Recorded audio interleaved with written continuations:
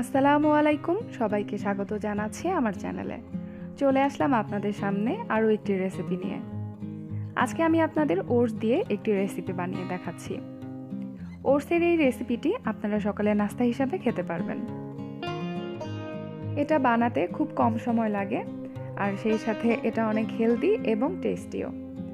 So guys, আর কথা না বাড়িয়ে চলে যাচ্ছি রেসিপিতে। একটা হাঁড়িতে নিয়ে নিচ্ছি আগে থেকেই জাল করে রাখা 2 কাপ দুধ।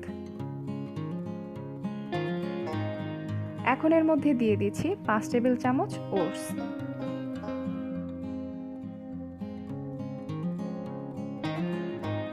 হাঁড়িটা চুলায় দিয়ে চুলার ফ্লেমটা মিডিয়াম রেখে এটা অনবরত নেড়ে যেতে হবে।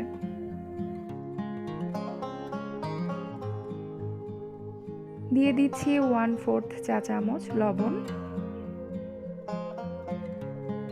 ওটসে রয়েছে প্রচুর পরিমাণে fibre. Oats high blood pressure, cholesterol এবং ডায়াবেটিস নিয়ন্ত্রণে রাখতেও কিন্তু বেশ ভূমিকা রাখে। এছাড়াও ওটস খেলে বেশ লম্বা সময় পেট ভরা থাকে, যে কারণেই ক্ষুধা লাগার টেন্ডেন্সিটা অনেকাংশেই কমে যায়। তো এর মধ্যে বলক চলে এসেছে। এটা কিন্তু অনবরত নাড়তে হবে, তা না হলে হাঁড়ির তলায় লেগে যাবে। এই ওটস কুকড হতে কিন্তু খুব বেশি সময় লাগে না, 3 থেকে 4 মিনিটের মধ্যেই এটা হয়ে যায়।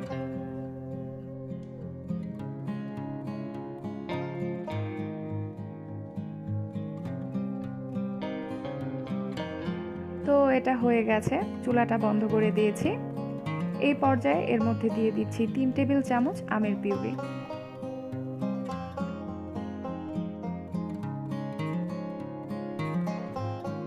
এখানে আমি 1 টেবিল চামচ চিয়া সিড আগেই ভিজিয়ে রেখেছিলাম, তো ওই চিয়া সিডটা ওটসের মধ্যে দিয়ে দিচ্ছি।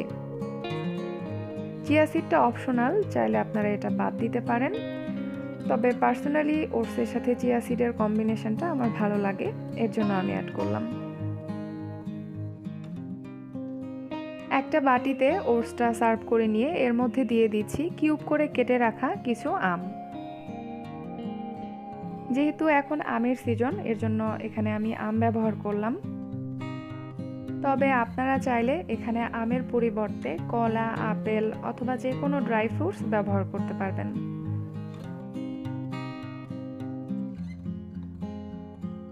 সো গাইজ, আমার রেসিপিগুলো ভালো লেগে থাকলে আমার চ্যানেলটিকে সাবস্ক্রাইব করুন, সেই সাথে লাইক কমেন্ট করুন এবং চাইলে আমার ভিডিওগুলো শেয়ারও করতে পারেন আপনাদের ফ্রেন্ডস অ্যান্ড ফ্যামিলির সাথে।